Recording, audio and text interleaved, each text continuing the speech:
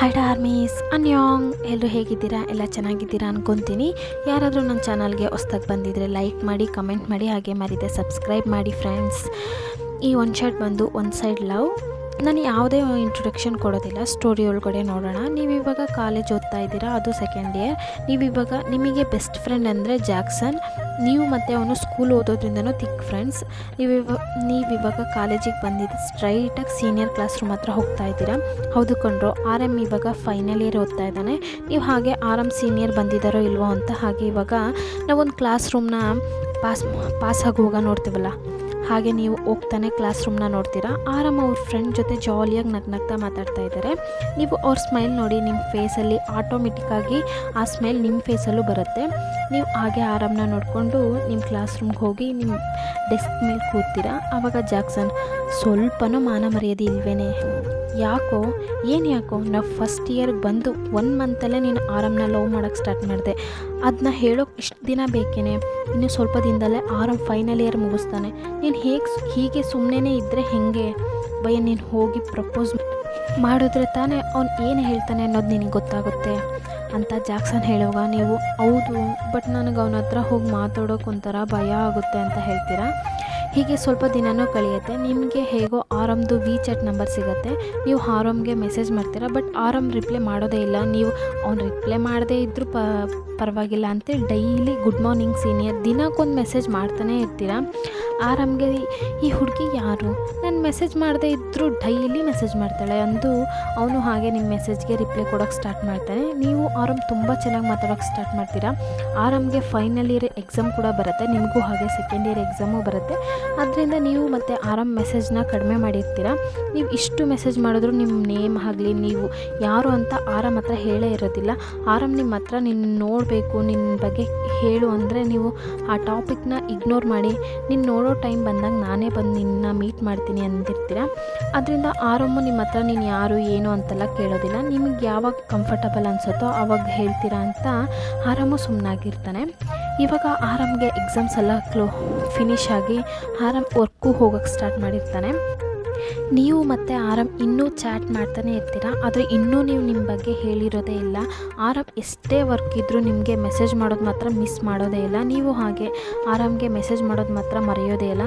ನೀವು ಮತ್ತು RM message ಮಾಡೋ ವಿಷಯ ಎಲ್ಲ ಜಾಕ್ಸನ್ ಗೊತ್ತು. ಜಾಕ್ಸನ್ ಆಗಾಗ ನಿಮ್ಮ ಹತ್ರ RM ಹತ್ರ ಹೇಳು ಅಂತಲೇ ಇರ್ತಾನೆ. ನೀವು ಟೈಮ್ ಬರಲಿ ಅಂತ ನೀವು ನಿಮ್ಮ ಕಾಲೇಜ್ನ ಫಿನಿಷ್ ಮಾಡ್ತೀರಾ. ನೀವು RMನ ಡೈಲಿ ನೋಡಬೇಕು ಅಂತಲೇ RM ವರ್ಕ್ ಮಾಡೋ ಕಂಪ್ನಿಗೆ ನೀವು ನಿಮ್ಮ ರೆಸ್ಯೂಮ್ನೆಲ್ಲ ಕಳಿಸಿರ್ತೀರ. ಜಾಕ್ಸನು ಅಷ್ಟೇ, ನೀವು ಆ ಕಂಪ್ನಿಗೆ ಅಪ್ಲೈ ಮಾಡಿದ್ದೀರಾ ಅಂತ ಅವನು ಅದೇ ಕಂಪ್ನಿಗೆ ಅಪ್ಲೈ ಮಾಡಿರ್ತಾನೆ. ಫೈನಲಿ ನಿಮಗೂ ಜಾಕ್ಸನ್ಗೂ ಅದೇ ಕಂಪ್ನಿಲೇ ವರ್ಕ್ ಸಿಕ್ಕಿರುತ್ತೆ. ನಿಮಗೆ ಇವತ್ತು ಫಸ್ಟ್ ಡೇ ಆಫೀಸ್. ನೀವು ತುಂಬ ಎಕ್ಸೈಟ್ಮೆಂಟಿಂದ ರೆಡಿಯಾಗಿ ಜಾಕ್ಸನ್ಗೋಸ್ಕರ ವೆಯ್ಟ್ ಮಾಡ್ತಾ ಇರ್ತೀರ. ಜಾಕ್ಸನ್ ಹಾಗೆ ಕಾರ್ ತೊಗೊಂಡು ನಿಮ್ಮನ್ನ ಪಿಕಪ್ ಮಾಡಿಕೊಂಡು ಹಾಗೆ ಆಫೀಸ್ಗೂ ಬರ್ತೀರಾ. ನೀವು ಫಾಸ್ಟಾಗಿ ಕಾರಿಂದ ಇಳಿದು ಬೇಗ ಆಫೀಸ್ ಒಳಗಡೆ ಹೋಗಿ ನೋಡ್ತೀರಾ, RMಲ್ಲಿ ಸಿಸ್ಟಮ್ ಮುಂದೆ ವರ್ಕ್ ಮಾಡ್ತಾ ಇದ್ದಾನೆ. ನೀವು ಹಾಗೆ RMನೇ ನೋಡ್ತಾ ಇರ್ತೀರ. ಜಾಕ್ಸನ್ ಒಳಗೆ ಬಂದು ಅಷ್ಟೊಂದು ಅವಸರನ RM ನೋಡೋಕ್ಕೆ? ಹ್ಞೂ ಕಣ, 1 ಇಯರ್ ದೂರದಿಂದ ನೋಡಿದ್ದಾಯಿತು. ಹೌದು, ನೀವು RM ವರ್ಕ್ ಹೋಗುವಾಗ ಅಥವಾ ಬರುವಾಗ ದಿನಕ್ಕೆ 1 ಸರಿ ಆದರೂ RMನ ಹೆಂಗಾದರೂ ನೋಡಿಬಿಡ್ತೀರಾ. ನೀವು ಮತ್ತು ಜಾಕ್ಸನ್ ನಿಂತಿರುವಾಗ ಆಗ ಕಂಪ್ನಿ ಮ್ಯಾನೇಜರ್ ಬಂದು ಯಾರ್ಯಾರ ಹತ್ರ ವರ್ಕ್ ಮಾಡಬೇಕು ಅಂತ ಹೇಳ್ತಾ ಇದ್ದಾರೆ. ನಿಮ್ಮ ಜೊತೆ ಇನ್ನೊಂದು ಹುಡುಗಿನೂ ಇರ್ತಾಳೆ, ಅವಳ ನೇಮ್ ಪ್ರಿಯಾ ಅಂತ. ಅವಳು ನಿಮ್ಮ ಕಾಲೇಜಲ್ಲೇ ಓದಿರ್ತಾಳೆ, ಬಟ್ ನೀವು ಅಷ್ಟೊಂದು ಅವಳ ಜೊತೆ ಕ್ಲೋಸ್ ಆಗಿರಲ್ಲ, ಹಾಗೆ ಮಾತಾಡ್ಸಿರೋದು ಇಲ್ಲ. ಇವಾಗ ನೀವು ಮತ್ತು ಜಾಕ್ಸನ್ ಹಾಗೆ ಪ್ರಿಯಾ ನಿಮ್ಮ 3 ಜನನೂ RM ಕೆಳಗಡೆನೇ ಹಾಕ್ತಾರೆ. ಯಾಕೆಂದರೆ RM 1 ಇಯರ್ ಆಯ್ತಲ್ಲ ವರ್ಕ್ಗೆ ಬಂದು. ಇವಾಗ ಅವನು ನಿಮ್ಮ ಟೀಮ್ ಲೀಡರ್. ಸೊ ನೀವಂತೂ ಫುಲ್ ಹ್ಯಾಪಿ. ಜಾಕ್ಸನ್ ನಿಮ್ಮ ಹತ್ರ ಬಂದು, ಭಯನ್ ನಿನ್ನ ಹುಡುಗನ ಕೆಳಗಡೆನೇ ವರ್ಕ್ ಮಾಡೋಕ್ಕೆ ಚಾನ್ಸ್ ಸಿಕ್ಕಿದೆ, ಇವಾಗಾದರೂ ಪ್ರಪೋಸ್ ಮಾಡು ಅಂತಿರುವಾಗ ಪ್ರಿಯಾ ಹಾಗೆ ನಿಮ್ಮನ್ನೇ ನೋಡ್ತಾ ಇರ್ತಾಳೆ. ಇವಾಗ ನೀವು 3 ವರ್ಕ್ ಮಾಡಬೇಕಲ್ವ, ಹಾಗಾಗಿ ಪ್ರಿಯನ್ನು ನಿಮ್ಮ ಜೊತೆ ಸೇರಿಸ್ಕೊತೀರಾ. ಅವತ್ತಿಂದ ನೀವು 3 ಜನನೂ ಕ್ಲೋಸ್ ಫ್ರೆಂಡ್ಸ್ ಆಗ್ತೀರಾ. ಹಾಗೆ ನೀವು ಮತ್ತು ಪ್ರಿಯಾ ಒಂದೇ ಅಪಾರ್ಟ್ಮೆಂಟಲ್ಲೂ ಇರ್ತೀರಾ. ಹೀಗೆ ಡೇಸ್ ಸ್ಕಿಪ್ ಆಗ್ತಾ ಇದೆ. ಒನ್ ಡೇ ಆಫೀಸಲ್ಲಿ RM ಯಾವುದೋ ಫೈಲ್ನ ತೊಗೊಂಡು ಹೋಗಿ ಮ್ಯಾನೇಜರ್ ಹತ್ರ ಕೊಟ್ಟರೆ ಅವರು ನೋಡಿ ಸಿಕ್ಕಾಪಟ್ಟೆ ಬೈತಾರೆ RMಗೆ. ಇದರಿಂದ RM ತುಂಬ ಬೇಜಾರಾಗಿ ಹಾಗೆ ಅವ್ನ ಸೀಟಲ್ಲಿ ಬಂದು ಕೂರ್ತಾನೆ. ನೀವು RMನ ನೋಡಿ ನೀವು ಬೇಜಾರಾಗಿ ಮೊಬೈಲ್ನ ತೆಗೆದು ಆರಾಮ್ಗೆ ಮೆಸೇಜ್ ಮಾಡ್ತೀರಾ. ಯಾಕೆ ಬೇಜಾರು ಮಾಡ್ಕೋಬೇಡ, ಏನು ಮಿಸ್ಟೇಕ್ ಮಾಡಿದ್ದೀಯ ಅನ್ನೋದನ್ನ ಇನ್ನೊಮ್ಮೆ ಚೆಕ್ ಮಾಡು ಅಂತ ಅವನ್ನ ಸಮಾಧಾನ ಮಾಡೋ ರೀತಿ ಮೆಸೇಜ್ ಮಾಡ್ತೀರಾ. ಆರಾಮ್ ನಿಮ್ಮ ಮೆಸೇಜ್ ನೋಡಿ ಸ್ಮೈಲ್ ಮಾಡ್ತಾನೆ. ಆರಾಮ್ಗೆ ಗೊತ್ತಾಗಿದೆ ನೀವು ಇದೇ ಆಫೀಸಲ್ಲೇ ವರ್ಕ್ ಮಾಡ್ತಾ ಇದ್ದೀರಾ ಅಂತ. ಬಟ್ ಅವರಿಂದ ಯಾರು ಅಂತ ಕಂಡುಹಿಡಿಯೋಕೆ ಆಗ್ತಿರ್ಲಿಲ್ಲ. ಆರಾಮು ನೀವಾಗೆ ಬಂದು ಮಾತಾಡಿಸ್ಲಿ ಅಂತ ಅವನು ಸುಮ್ಮನಾಗಿರ್ತಾನೆ. ಹಾಗೆ ನಿಮಗೂ ಆರಾಮ್ಗೂ ದಿನಗಳು ಕಳೆಯುತ್ತೆ. ಇವತ್ತು ನೀವು ಆಫೀಸ್ಗೆ ರೆಡಿ ಆಗ್ತಾ ಇದ್ದೀರಾ, ಆದರೆ ಪ್ರಿಯ ರೆಡಿ ಆಗಿರೋದಿಲ್ಲ. ಯಾಕೆ ಬರಲ್ವಾ ಅಂದಾಗ, ಇಲ್ಲ ಕಣೆ ಯಾಕೋ ಸ್ಟಮಕ್ ಪೇನ್ ಆಗ್ತಾಯಿದೆ, ನಾನು ಬರಲ್ಲ, ನೀನು ಹೋಗು ಅಂತೇಳೆ. ನೀವು ಓಕೆ ಎಂದು ನೀವು ಜಾಕ್ಸನ್ ಆಫೀಸ್ಗೂ ರೀಚ್ ಆಗ್ತೀರಾ. ಆರಾಮ್ನ ನೋಡಿದರೆ ಅವನ ಹತ್ರ ಮಾತಾಡಬೇಕು ಅನಿಸಿ ನೀವು ನಿಮ್ಮ ಮೊಬೈಲ್ನ ಹುಡುಕ್ತೀರಾ. ಬಟ್ ನಿಮ್ಮ ಮೊಬೈಲ್ ಇಲ್ಲ. ನೀವು ನಿಮ್ಮ ಬ್ಯಾಗ್, ನಿಮ್ಮ ಪ್ಲೇಸ್ ಎಲ್ಲ ಹುಡುಕಿ ಜಾಕ್ಸನ್ ಹತ್ರನೂ ನನ್ನ ಮೊಬೈಲ್ ಏನಾದರೂ ನಿನ್ನ ಹತ್ರ ಕೊಟ್ಟನಾ ಅಂತ ಕೇಳ್ತೀರಾ. ಇಲ್ವಲ್ಲ, ಹೌದು ನನಗೆ ನೆನಪಿದೆ, ನಾ ಬ್ಯಾಗಲ್ಲೇ ಇಟ್ಟಂಗ ಅಂತ ಹೇಳ್ತಾ ಇರ್ತೀರಾ. ಜಾಕ್ಸನ್ ಪ್ರಿಯಕ್ಕೆ ಕಾಲ್ ಮಾಡಿ ವಯನ್ ಫೋನ್ ರೂಮಲ್ಲಿ ಇದೆಯಾ ನೋಡು ಅಂದಾಗ ಅವಳು ವಯನ್ ರೂಮ್ಗೆ ಹೋಗಿ ನೋಡಿ ಇಲ್ಲ ಅಂತಾಳೆ. ಆದರೆ ಅವಳ ಕೈಯಲ್ಲೇ ವಯನ್ ಮೊಬೈಲ್ ಇದೆ. ಜಾಕ್ಸನ್ ಸರಿ ಅಂತ ಕಾಲ್ ಕಟ್ ಮಾಡ್ತಾನೆ. ನೀವು ಸರಿ ಬಿಡು, ರೂಮಲ್ಲಿ ಎಲ್ಲಾದರೂ ಇರಬೇಕು, ಅವಳಿಗೆ ಸಿಕ್ಕಿರಲ್ಲ ಅಂತೀರಾ. ಹಾಗೆ ಸ್ವಲ್ಪ ಟೈಮ್ ನಂತರ ಆರಾಮ್ನ ನೋಡಿದ್ರೆ ಆರಾಮ್ ನಗ್ನಗ್ತಾ ಮೊಬೈಲಲ್ಲಿ ಮೆಸೇಜ್ ಮಾಡ್ತಾ ಇದ್ದಾನೆ. ಜಾಕ್ಸನ್ ನಿಮ್ಮ ಹತ್ರ, ವಯನ್ ನೀನು ಮಾತ್ರ ಆರಾಮ್ಗೆ ಮೆಸೇಜ್ ಮಾಡೋದಾ ಅಥವಾ ಬೇರೆ ಹುಡುಗಿರು ಮಾಡ್ತಾರಾ? ಯಾಕೋ ಅಲ್ಲಿ ನೋಡು, ಆರಾಮ್ ನಗ್ತಾ ಮೊಬೈಲ್ ಯೂಸ್ ಮಾಡ್ತಾ ಇದ್ದಾನೆ. ಹೇ ಅವ್ನು ಏನಾದರೂ ಕಾಮಿಡಿ ವಿಡಿಯೋ ನೋಡ್ತಿರ್ಬೋದು ಅಂತೀರಾ. ಏನೋ ಸರಿ, ನಾನು ಆರಾಮ್ ಹತ್ರ ಹೋಗಿ ಬರ್ತೀನಿ. ಯಾಕೋ ಅವ್ನು ನಿನ್ನೆ ಒಂದು ಫೈಲ್ ಕೊಟ್ಟಿದ್ದ, ಅದನ್ನ ಇವಾಗ ರಿಟರ್ನ್ ಮಾಡಬೇಕು. ಹೌದಾ, ಸರಿ ಓಕೆ ಅಂತೀರಾ. ಜಾಕ್ಸನು ಆರಾಮ್ ಕೂತಿರೋ ಹತ್ರ ಬಂದು ಫೈಲ್ ಕೊಡುವಾಗ ಆರಾಮ್ ಮೊಬೈಲ್ಗೆ ಒಂದು ನೋಟಿಫಿಕೇಷನ್ ಬರುತ್ತೆ. ಆರಾಮ್ ಮೊಬೈಲ್ ಹಾಗೆ ಸ್ಕ್ರೀನ್ ಮೇಲೆ ಕಾಣೋ ರೀತಿ ಹಾಗೆ ಇಟ್ಟಿದ್ದಾನೆ. ಆರಾಮ್ ನೋಟಿಫಿಕೇಷನ್ ನೋಡೋಕ್ಕೂ ಜಾಕ್ಸನ್ನು ನೋಡ್ತಾನೆ. ಅವನಿಗೆ ಕನ್ಫ್ಯೂಸ್. ಯಾಕೆ ಅಂದರೆ ನಿಮ್ಮ ಮೊಬೈಲ್ ನಿಮ್ಮ ಹತ್ರ ಇಲ್ಲ, ಆದರೆ ನಿಮ್ಮ ಐಡಿಯಿಂದ ಆರಾಮ್ಗೆ ಮೆಸೇಜ್ ಬರ್ತಾಯಿದೆ. ಜಾಕ್ಸನ್ಗೆ ನಿಮ್ಮ ಐಡಿ, ನಿಮ್ಮ ಮೊಬೈಲ್ ಪಾಸ್ವರ್ಡ್ ಎಲ್ಲ ಗೊತ್ತು. ಅದರಿಂದ ಆ ನೋಟಿಫಿಕೇಷನ್ ಬಂದಿದೆ ಜಾಕ್ಸನ್ಗೆ ಒಂಥರ ಆಗಿ. ಆರಾಮ್ ಹತ್ರನೇ ನನಗೆ ವರ್ಕ್ ಮಾಡೋಕ್ಕಾಗ್ತಿಲ್ಲ, ಸೊ ಲೀವ್ ಬೇಕು ಅಂತ ಲೀವ್ ತಗೊಂಡು ನಿಮ್ಮ ಹತ್ರ ವಯನ್ ನನ್ನ ಮನೆಗೆ ಹೋಗ್ತೀನಿ. ಯಾಕೋ ಒಂಥರ ಆಗ್ತಾಯಿದೆ. ಹೌದಾ, ಸರಿ ಹುಷಾರು. ಸರಿ, ನಾನು ನನ್ನ ನೋಡ್ಕೊತೀನಿ, ನೀನು ಆಫೀಸಿಂದ ಹೊರಡುವಾಗ ಹೇಳು, ನಾನು ಬಂದು ಕರ್ಕೊಂಡು ಹೋಗ್ತೀನಿ. ಅದೆಲ್ಲ ಬೇಡ ಜಾಕ್ಸನ್, ನಾ ಬರ್ತೀನಿ ಅಂದರೆ ಬರ್ತೀನಿ. ಸರಿ ಓಕೆ ಅಂತೀರಾ. ಜಾಕ್ಸನು ಹಾಗೆ ಸ್ಟ್ರೈಟಾಗಿ ಅವನ ಮನೆಗೆ ಹೋಗಿಲ್ಲ, ನೀವಿರೋ ಅಪಾರ್ಟ್ಮೆಂಟ್ಗೆ ಹೋಗ್ತಾನೆ. ಹೋಗಿ ಕಾಲಿಂಗ್ ಬೆಲ್ ಪ್ರೆಸ್ ಮಾಡಿದ್ದೆ. ಪ್ರಿಯಾ ಬಂದು ಬಾಗಿಲು ಓಪನ್ ಮಾಡ್ತಾಳೆ. ಪ್ರಿಯಾ ಇಷ್ಟೊತ್ತವರೆಗೂ ನಿಮ್ಮ ಮೊಬೈಲಲ್ಲಿ ಆರಾಮ್ ಹತ್ರ ನೀವು ಮೆಸೇಜ್ ಮಾಡ್ದಂಗೆ ಮಾತಾಡ್ತಾ ಇರ್ತಾಳೆ. ಆ ಡೌಟ್ ಬಂದೇ ಜಾಕ್ಸನ್ ನಿಮ್ಮ ಮನೆಗೆ ಬಂದಿದೆ. ವಯನ್ ಫೋನ್ ಇಲ್ಲ ಅಂದ್ಲು, ಅದನ್ನ ನೋಡೋಣ ಅಂತ ಬಂದೆ ಅಂತ ವಯನ್ ರೂಮೆಲ್ಲ ಹೋಗಿ ಹುಡುಕ್ತಾನೆ. ಬಟ್ ಸಿಕ್ಕಿರೋದಿಲ್ಲ. ಲಾಸ್ಟಲ್ಲಿ ವಯನ್ ಮೊಬೈಲ್ಗೆ ಕಾಲ್ ಮಾಡಿದ್ರೆ ಅದು ಪ್ರಿಯಾ ಕೈಯಲ್ಲಿರೋದು ನೋಡಿ ಜಾಕ್ಸನ್ ಟೆನ್ಷನ್ ಆಗಿ ಮೊಬೈಲ್ ಇಸ್ಕೊಂಡು ನೋಡಿದ್ರೆ ಮೊಬೈಲಲ್ಲಿ ಆರಾಮ್ ಜೊತೆ ಚಾಟ್ ಮಾಡಿರೋದು ನೋಡ್ತಾನೆ. ವಯನ್ ನಮ್ಮ ಫ್ರೆಂಡು, ವಯನ್ ಲವ್ ಮಾಡೋ ಹುಡುಗನ ಜೊತೆ ನೀನು ಚಾಟ್ ಮಾಡ್ತಾ ಇದೀಯಾ ಅಂದು ಮೊಬೈಲ್ ಇಸ್ಕೊಂಡು ಯಾಕೆ ಹೀಗೆ ಮಾಡಿದೆ ಪ್ರಿಯಾ ಅಂತ ಜಾಕ್ಸನ್ ಕೇಳ್ತಿರುವಾಗ ಪ್ರಿಯಾ ಯಾಕೆ ಹೀಗೆ ಮಾಡಿದೆ ಅಂದರೆ ಏನು ಹೇಳಲಿ, ನಾನು ಆರಾಮ್ನ ಇಷ್ಟಪಡ್ತಾ ಇದ್ದೆ. ಅದು ನಾನು ಕಾಲೇಜ್ ಓದುವಾಗಿಂದಲೂ ಇಷ್ಟಪಡ್ತಿದ್ದೆ. ನಾನು ಆರಾಮ್ಗೆ ಮೆಸೇಜ್ ಮಾಡಿದ್ರೆ ಬಟ್ ನನ್ನ ಮೆಸೇಜ್ಗೆ ಆರಾಮ್ ರಿಪ್ಲೈನೇ ಮಾಡಲಿಲ್ಲ. ಸರಿ ಅಂತ ನಾನು ಅದನ್ನ ಬಿಟ್ಟೆ. ಹಾಗೆ ಆಫೀಸ್ಗೂ ಜಾಯ್ನ್ ಆದರೆ ಅಲ್ಲಿ ಆರಾಮಿದ್ದ. ಸರಿ, ಈ ಸರಿನಾದರೂ ಆರಾಮ್ ಜೊತೆ ಅವನ ಜೊತೆ ಟೈಮ್ ಸ್ಪೆಂಡ್ ಮಾಡಬೇಕು, ಅವನ್ನ ಲವ್ ಮಾಡಬೇಕು ಅಂತೆಲ್ಲ ಅಂದ್ಕೊಂಡೆ. ಆದರೆ ವಯನ್ ಆರಾಮ್ನ ಲವ್ ಮಾಡ್ತಾ ಇದ್ದಾಳೆ ಅಂತ ಗೊತ್ತಾಗಿದೆ. ನನಗೆ ಕೋಪ ಬಂತು. ವಯನ್ ಮೆಸೇಜಿಗೆ ಮಾತ್ರ ರಿಪ್ಲೈ ಮಾಡ್ತಾಯಿದ್ದ. ಅದನ್ನ ನೋಡಿ ನನಗಿನ್ನೂ ಕೋಪ ಜಾಸ್ತಿ ಆಯಿತು. ಅದಕ್ಕೆ ಈಗ ಮಾಡಿದೆ ಅಂತ ಪ್ರಿಯಾ, ಹೀಗೇನೋ ನೀನು ವಯನ್ ಹತ್ರ ಹೋಗಿ ಹೇಳ್ತೀಯಾ, ಹೇಳು, ನನಗೇನು ಪ್ರಾಬ್ಲಮ್ ಇಲ್ಲ ಅಂದು ಅವಳು ಅಲ್ಲಿಂದ ಅವಳ ರೂಮ್ಗೆ ಹೋಗಿ ಡೋರ್ನ ಲಾಕ್ ಮಾಡ್ಕೊತಾಳೆ. ಜಾಕ್ಸನ್ ಸರಿ, ಪ್ರಿಯಾ ಕೋಪದಿಂದ ಹೀಗೆ ಮಾಡಿರಬೇಕು ಅಂತ ಅವನು ವಯನ್ ಹತ್ರ ಏನೂ ಹೇಳೋದಿಲ್ಲ. ಹಾಗೆ ಸ್ವಲ್ಪ ದಿನಗಳು ಕಳೆಯುತ್ತೆ. ನೀವು ಮತ್ತು ಜಾಕ್ಸನ್ ಎಲ್ಲಾದರೂ ಹೊರಗಡೆ ಹೋಗೋಣ ಅಂತ ಪ್ಲ್ಯಾನ್ ಹಾಕ್ತೀರಾ. ಪ್ರಿಯನ್ನು ಕರೀತೀರಾ, ಆದರೆ ಪ್ರಿಯಾ ಇಲ್ಲ ನಾನು ಬರೋದಿಲ್ಲ ಅಂತ ಅವಳು ಮನೇಲೇ ಇರ್ತಾಳೆ. ನೀವು ಮತ್ತು ಜಾಕ್ಸನ್ ಇಬ್ಬರು ಅಲ್ಲೇ ಪಕ್ಕದಲ್ಲಿರೋ ಪಾರ್ಕ್ಗೆ ಹೋಗ್ತೀರಾ. ನೀವು ಹೋಗಿ ಒಂದು ಸ್ವಲ್ಪ ಹೊತ್ತಲ್ಲೇ ಪ್ರಿಯಾ ರೆಡಿ ಆಗ್ತಾ ಇದ್ದಾಳೆ, ಅದು ಡೇಟ್ಗೆ ಹೋಗೋ ರೀತಿ. ಇಲ್ಲಿ ನೀವು ಜಾಕ್ಸನ್ ಕೂತ್ಕೊಂಡು ಅಲ್ಲಿ ಪಕ್ಕದಲ್ಲಿ ಮಕ್ಕಳು ಆಡ್ತಾ ಇರ್ತಾರೆ, ಅದನ್ನ ನೋಡ್ತಾ ಇರ್ತೀರ. ಜಾಕ್ಸನ್ ಹಾಗೆ ಆ ಕಡೆ ನೋಡುವಾಗ ಆರಾಮ್ ಕೂತಿದ್ದಾನೆ. ಅದು ಯಾರಿಗೋಸ್ಕರ ವೆಯ್ಟ್ ಮಾಡೋ ರೀತಿ ಇದೆ. ಜಾಕ್ಸನ್ ನಿಮ್ಮನ್ನ ಕರೆದು, ಹೇ ವಯನ್ ಅಲ್ಲಿ ನೋಡು, ಆರಾಮಲ್ಲಿದ್ದಾನೆ, ಯಾರಿಗೋ ವೆಯ್ಟ್ ಮಾಡೋ ರೀತಿ ಇಲ್ವಾ ಅಂತ.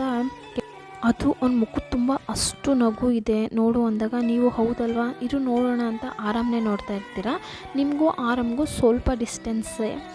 ಆರಾಮ್ ಏನು ಮಾತಾಡಿದ್ರು ನಿಮಗೆ ಕೇಳಿಸತ್ತೆ. ನೀವು ಹಾಗೆ ನೋಡ್ತಿರುವಾಗ ಆರಾಮ್ಗೆ ಕಾಲ್ ಬರುತ್ತೆ. ಆ ಕಾಲ್ ಬಂದಿದೆ. ಆರಾಮ್ ಫುಲ್ಲು ಖುಷಿಯಿಂದ ಕಾಲ್ ಅಟೆಂಡ್ ಮಾಡಿ ಅವ್ನು ಇರೋ ಪ್ಲೇಸ್ನ ಹೇಳ್ತಾ ಇದ್ದಾನೆ. ಆ ಪರ್ಸನ್ನು ಹಾಗೆ ಬರ್ತಾರೆ. ಆರಾಮ್ ಆ ಪರ್ಸನ್ ನೋಡಿದೆ ಹೋಗಿ ಟೈಟಾಗಿ ಹಗ್ ಮಾಡಿ, ಪ್ರಿಯಾ ನೀನಾ, ಇಷ್ಟು ದಿನ ನಮ್ಮ ಆಫೀಸಲ್ಲೇ ಇದ್ದರೂ ನಿನ್ನ ನಾನು ಕಂಡುಹಿಡಿಯೋಕ್ಕಾಗಿಲ್ಲ ಅಂತ ಮಾತಾಡ್ತಾ ಇದ್ದಾನೆ. ಇಲ್ಲಿ ನಿಮಗೆ ಮತ್ತು ಜಾಕ್ಸನ್ಗೆ ಸಖತ್ ಶಾಕು. ನೀವು ಪ್ರಿಯಾನ ನೋಡಿ ತುಂಬ ಅಳ್ತಾ ಇದ್ದೀರಾ. ಪ್ರಿಯಾನು ನಿಮ್ಮ ಮತ್ತು ಜಾಕ್ಸನ್ನ ನೋಡ್ತಾಳೆ, ಬಟ್ ನೀವು ಇದ್ದೀರಾ ಅನ್ನೋದೇ ಇಲ್ಲದೆ ಆರಾಮ್ ಹತ್ರ ಮಾತಾಡ್ತಾ ಇದ್ದಾಳೆ. ನೀವು ಅವ್ರು ಮಾತಾಡೋದು ಕೇಳಿಸ್ಕೊಂಡ್ರೆ ಅದು ನೀವು ಆರಾಮ್ ಹತ್ರ ಹೇಗೆ ಮಾತಾಡ್ತೀರೋ ಹಾಗೆ ಮಾತಾಡಿ ನೀವು ಅಂತ ಆರಾಮ್ನ ನಂಬಿಸ್ತಾಳೆ. ಆರಾಮ್ ನೀವೇ ಅಂತ ಅಷ್ಟು ಖುಷಿಯಿಂದ ಮಾತಾಡ್ತಾ ಇದ್ದಾನೆ. ಇಲ್ಲಿ ಜಾಕ್ಸನ್ ಎದ್ದು ಆರಾಮ್ ಹತ್ರ ಬರೋಕ್ಕೆ ಟ್ರೈ ಮಾಡ್ತಾ ಇದ್ದಾನೆ. ಆದರೆ ನೀವು ಜಾಕ್ಸನ್ ಕೈ ಬಿಡ್ತಾ ಇಲ್ಲ. ವಯನ್ ಬಿಡು, ನಾನು ಆರಾಮ್ ಹತ್ರ ಹೋಗಿ ಎಲ್ಲನೂ ಹೇಳ್ತೀನಿ ಅಂತಿದ್ದಾನೆ. ನೀವು ಅಳ್ತಾನೆ, ಬೇಡ ಜಾಕ್ಸನ್, ಆರಾಮ್ ಎಷ್ಟು ಖುಷಿಯಾಗಿದ್ದಾನೆ, ಅವ್ನ ಖುಷಿನ ಹಾಳು ಮಾಡೋದು ಬೇಡ. ಹೇ ವಯನ್, ನಿನಗೆ ಏನಾದರೂ ಹುಚ್ಚ? ಪ್ರಿಯಾ ನೀನು ಅಂತ ಅವನ ಹತ್ರ ಮಾತಾಡ್ತಾ ಇದ್ದಾನೆ, ಬಿಡು ನಾನು ಹೋಗಿ ಕೇಳ್ತೀನಿ ಅಂತಾನೆ. ಆದರೆ ನೀವು ಜಾಕ್ಸನ್ ಕೈ ಬಿಡೋದೇ ಇಲ್ಲ. ಇಲ್ಲಿ ಆರಾಮ್ ಮತ್ತು ಪ್ರಿಯಾ ಹಾಗೆ ಮಾತಾಡ್ತಾ ಹೋಗ್ತಾರೆ. ನೀವು ಇಲ್ಲಿ ಫುಲ್ಲಾಗಿ ಬ್ರೋಕನಾಗಿ ಹಾಗೆ ಅಳ್ತಾನೇ ಇರ್ತೀರಾ. ಆಗ ಜಾಕ್ಸನ್ ಸಾರಿ ವಯ್ಯನ್ ಅಂದಾಗ, ನೀನೇನಕ್ಕೆ ಸಾರಿ ಕೇಳ್ತಾ ಇದೀಯಾ ಅಂತ ಹೇಳಿ ಕೇಳಿದಾಗ ಜಾಕ್ಸನ್, ಅದು ಅವತ್ತು ನೀನು ಆಫೀಸಲ್ಲಿ ನಿನ್ನ ಮೊಬೈಲ್ ಇಲ್ಲ ಅಂದಲ್ಲ, ಆವಾಗ ನಾನು ನಿಮ್ಮ ಮನೆಗೆ ಹೋದರೆ ಆವಾಗ ಪ್ರಿಯಾ ನಿನ್ನ ಮೊಬೈಲ್ ಇಟ್ಕೊಂಡಿದ್ಲು ಅಂದಾಗ ನೀವು ಹಾಗೆ ಜಾಕ್ಸನ್ನ ನೋಡ್ತಾ ಇದ್ದೀರಾ. ಅವಳು ನಿನ್ನ ಮೊಬೈಲಲ್ಲಿ ಆರಾಮ್ ಹತ್ರ ನಿನ್ನ ಥರನೇ ಮೆಸೇಜ್ ಮಾಡಿದ್ಲು ಅಂದಾಗ ನೀವು ಜಾಕ್ಸನ್ಗೆ ಹಾಗೆ ಸ್ಲ್ಯಾಪ್ ಮಾಡಿ, ಹಾಗಿದ್ರೆ ನಿನಗೂ ಪ್ರಿಯನೇ ಮುಖ್ಯ ಅಲ್ವಾ, ನೀನು ನನ್ನ ಬಗ್ಗೆ ಯೋಚನೆನೇ ಮಾಡಿಲ್ಲ, ನಾನು ನಿನ್ನ ಮತ್ತೆ ಅವಳನ್ನ ಎಷ್ಟು ನಂಬಿದ್ದೆ, ಆದರೆ ನೀವೇ ಮೋಸ ಮಾಡಿಬಿಟ್ರಿ, ಇನ್ಮೇಲೆ ನಿಮ್ಮನ್ನ ನೋಡೋದು ಬೇಡ ಅಂತ ಹಾಗೆ ಮನೆಗೆ ಹೋಗಿ ಡೋರ್ ಲಾಕ್ ಮಾಡ್ಕೊಳ್ತೀರಾ.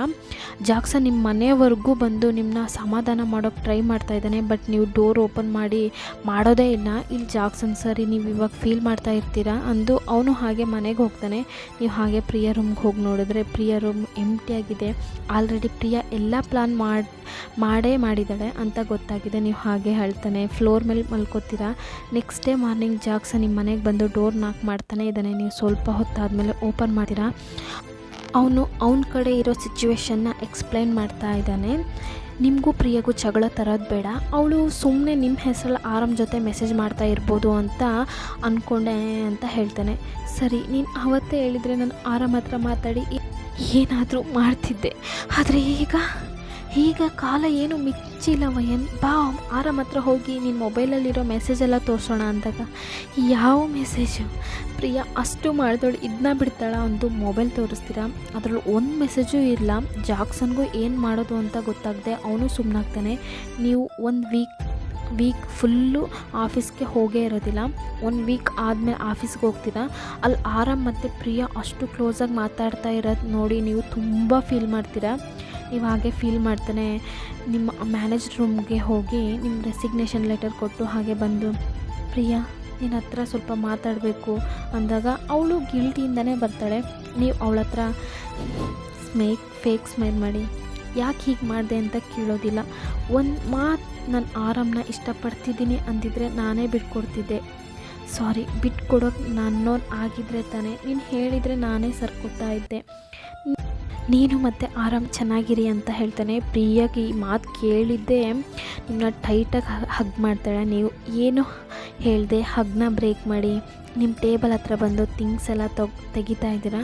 ಜಾಕ್ಸನ್ ನೋಡಿ ಏನು ಮಾಡ್ತಾ ಇದೀಯಾ ವಯನ್ ಅಂದಾಗ, ನಾನು ವರ್ಕ್ನ ಬಿಟ್ಟೆ ಅಂತೀರಾ, ನನ್ನ ಹತ್ರ ಒಂದು ಮಾತು ಹೇಳಿಲ್ವಲ್ಲ, ನೀವೆಲ್ಲ ನನ್ನ ಹತ್ರ ಹೇಳೇ ಎಲ್ಲ ಮಾಡ್ತಾಯಿದ್ದೀರಾ ಒಂದು ಆರಾಮ್ನ ಒಂದು ಸರಿ ನೋಡ್ಕೊಂಡು ಹಾಗೆ ಹೋಗ್ತೀರಾ. ಅರಳದ ಮಲ್ಲಿಗೆ ಅಳುತ್ತಿದೆ ಮೆಲ್ಲಗೆ, ದಂಡನೆ ಇಲ್ಲವೇ ಚಿವುಟಿದ ಕೈಯಿಗೆ, ಗುಡಿಯನು ಸೇರದೆ ಮುಡಿಯನು ಸೇರದೆ, ಮಡಿ ಮಡಿ ಮಲ್ಲಿಗೆ ಮಸಣವ ಸೇರಿದೆ, ಕನಿಕರವಿಲ್ಲದ ಕಟುಕರ ದಾಳಿಗೆ, ಕನಸಿನ ತೋಟವೇ ಕಸದ ಪಾಲಿಗೆ. ಏನು ಗೊತ್ತಾ, ಕೆಲವೊಬ್ಬರು ಲೈಫಲ್ಲಿ ಒಂದು ಸೈಡ್ ಲವ್ ಅನ್ನೋದು ತುಂಬ ಪೇನ್ ಕೊಡುತ್ತೆ. ಸೊ ಅದರಿಂದ ಮೂವ್ ಆನ್ ಆಗಿ ನಿಮ್ಮ ಲೈಫ್ ಇನ್ನೂ ಇದೆ, ಎಂಜಾಯ್ ಮಾಡಿ. ಯಾರಿಗೋಸ್ಕರನೂ ನೀವು ಫೀಲ್ ಮಾಡ್ತಾ ಅದೇ ಜಾಗದಲ್ಲಿ ಕೂರಬೇಡಿ ಅಂತ ಹೇಳ್ತಾ ಐ ಹೋಪ್ ಈ ವಿಡಿಯೋ ಇಷ್ಟ ಆದರೆ ಲೈಕ್ ಮಾಡಿ, ಕಮೆಂಟ್ ಮಾಡಿ, ಹಾಗೆ ಸಬ್ಸ್ಕ್ರೈಬ್ ಮಾಡಿ. ಅನ್ಯೋ ಆರ್ಮಿ ಸಾರಾಂಗೆ ಬಾಯ್ ಬಾಯ್. ನೆಕ್ಸ್ಟ್ ವಿಡಿಯೋದಲ್ಲಿ ನೋಡೋಣ.